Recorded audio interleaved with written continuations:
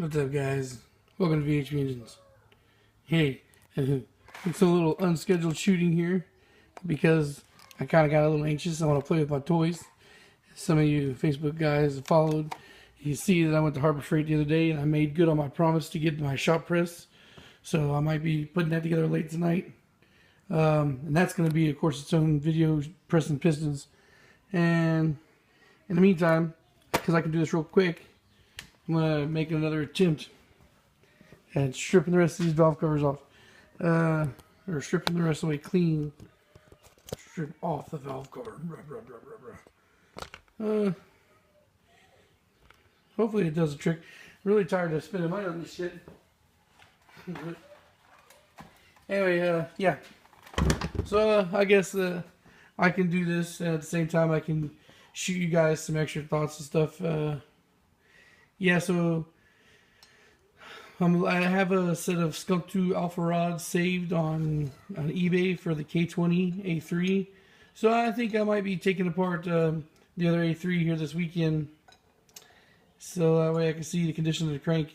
If the crank is healthy, then I might move forward with starting to buy pieces for that. You know, it cost me about $500 to buy pistons and rods because the pistons I'm eyeballing are the Nippons, the NPRs, and they're only like $178. So I might get that. And I might do a balls out, build for that. If I go do a forged K bottom, I might just decide to go all out and do an E85 tune. Now I know I've preached against it for the longest time, but a lot of, I don't know how far south sheets go. I don't remember on my road trip, but anyway, there's a lot of sheets that have been popping up in town lately, and every one of them have been modified with fucking E85. So like all the gas stations in town and around me all have E85. So maybe that's like the car gods telling me it might be time. So I'm gonna see with that. I said I was interested in keeping the high compression K20A3, and I still am. But that's for sure a given that I'll keep a forged K20A3 bottom because yeah, sky's the limit for the K, or at least as far as I'm willing to spend money. So anyway, just keep posted on that shit here in the recent days. I might do another teardown video just for the A3. I don't know. I guess you guys can give me some feedback on that. See if it's something you want to see. Yeah. All right. So I'm gonna cut away so I can set up these the new wire brush thingy or the new scrubbing pad thingy and then get to it. My bad there, guys. I don't know if you could tell or whatnot, but looks like I was shooting in low resolution there or low lighting. My bad. Anyway, okay. So the reason why I got this instead of the wire brush wheel again is because like I said before, I can't get one that's like super strong on the bristles. I have to get one that's kind of fine, and because I have to get a fine brush one, they run out pretty easy. It's a lot of stuff that has to come off this, so I decided to try something to be a little better. This is more like of a sponge. It's not spongy, it's hard, but it's more, everything on this thing is usable, and because it's round the way it is, I can use it for a lot longer. So I'm hoping that this does well. About to find out.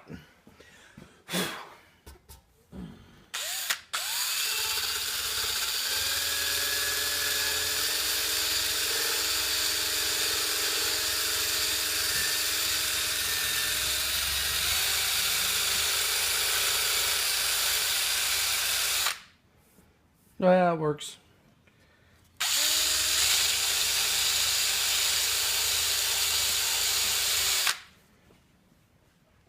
Oh boy. Yeah, this is a lot faster than that fucking little brush. Oh, I guess you can kind of see it already. Yeah, see, she's got the kind of like the scraggly design there. That's the only thing that makes me leery about fucking scrubbing these shits the way it is. But anyway, I'm just gotta get the hang of using this fucker for a bit. New tool. It's always the same shit with every new tool.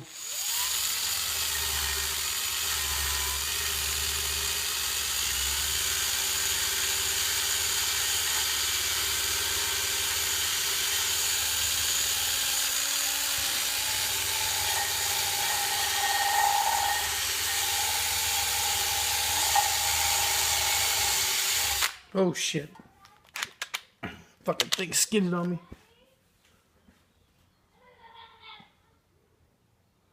Huh.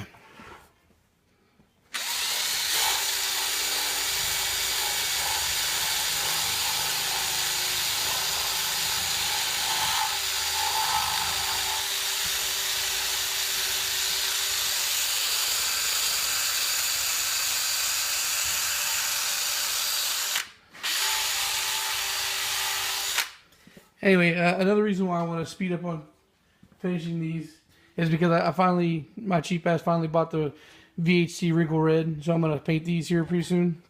And also bought a can of Wrinkle Blue. I've never had that before. And I guess the only thing I could make sense out of spraying blue would be the H22 cover. Although I probably won't. But I still, I might find something for it eventually. And even if I don't, I like having things like that in my stockpile. That's pretty cool to have.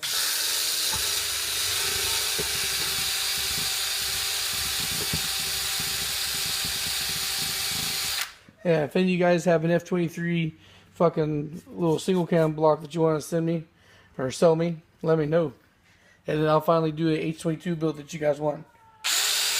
Or at least some of you guys want.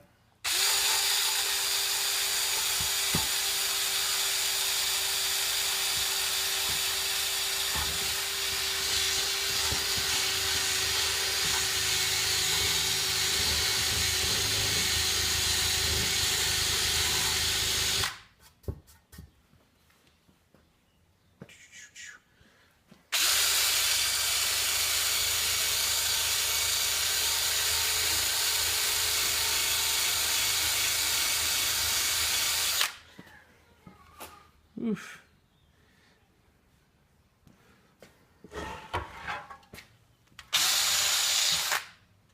Fuck.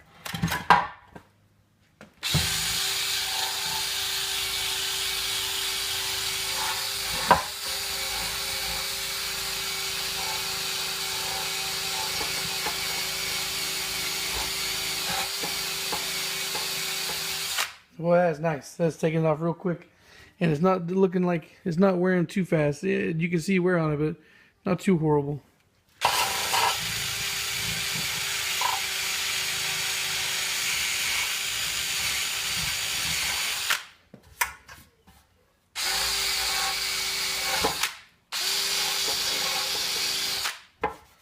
Anyway, yeah, personally, the valve cover that I think is the easiest one is to do the B18B.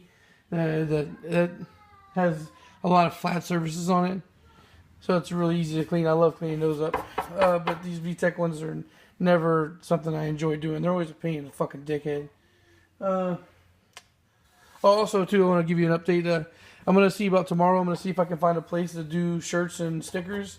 And I know that we're still a good ways away from 1,000. Hopefully, if the trend keeps the way it does with roughly 50 to 100 a week, maybe in the next couple months we'll be at 1,000.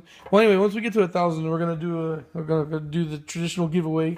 I'm gonna give out some shirts and some stickers and stuff. But in the meantime, if I can get a good deal on making some shirts and stickers now, I will do that.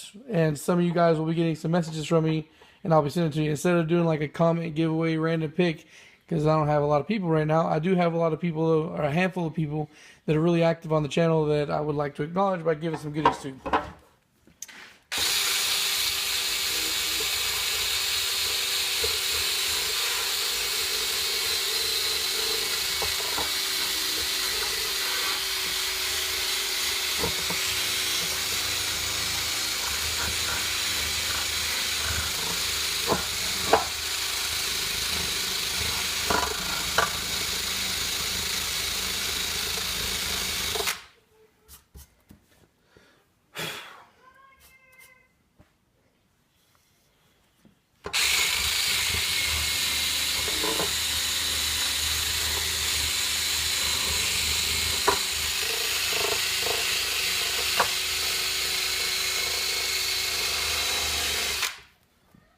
Anyway, just in case you're, well, yeah, I kind of mentioned at the beginning, I did make this was Harbor Freight stuff, so I'm fairly pleased with it. Yeah, I mean, okay, so it is wearing out a little bit faster now. I guess that's just consequences. I'm getting comfortable with it, know how to use it, so press a little bit harder. But I think it's doing the job fast enough that it's worth it. I think it's only cost me like $3 or $4. I'm not sure.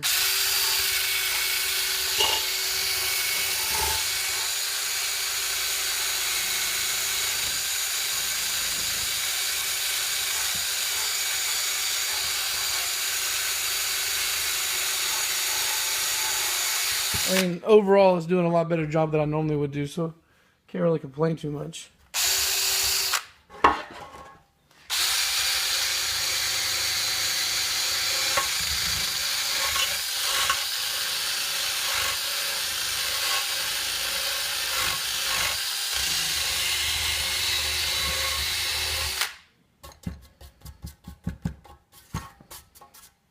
Shit, I might need to bust out my hairdryer just to fucking blow this shit clean.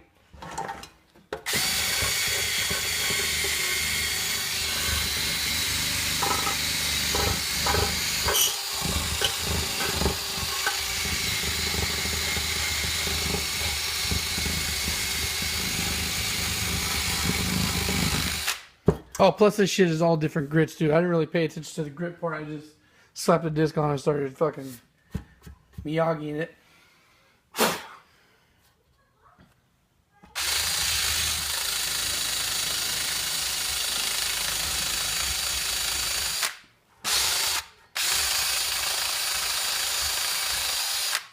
Shit, I may still have to go get a smaller disc just to get into fucking crevices.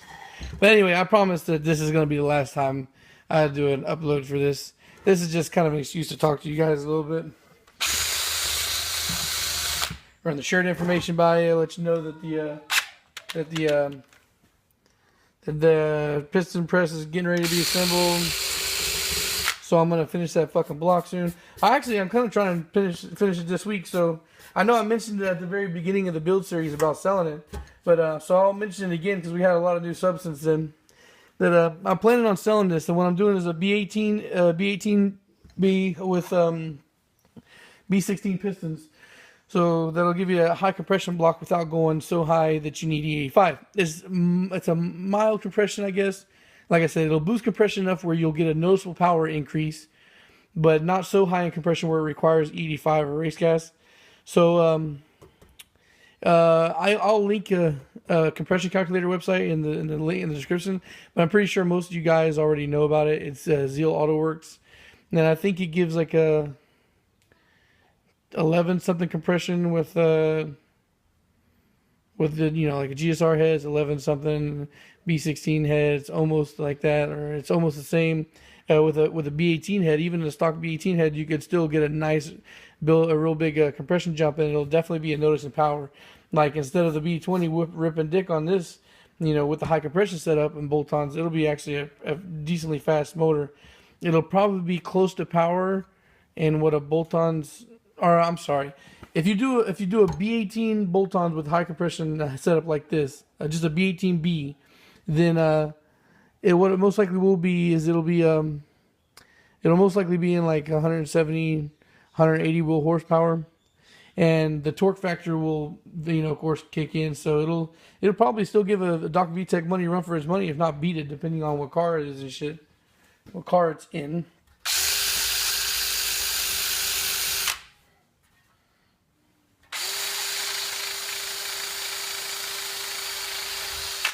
All right, so I'm not going to keep you guys too long. It's already 11 minutes for this little chunk of video, and I've already shot another one, and I'm going to shoot one at the end. So I'm just going to finish up what I'm doing here so I don't kill battery on the phone, and then I'll come back in to show you where I've got, and then hopefully they'll be almost done or done enough where I can paint. All right, so that's it for now. Be right back.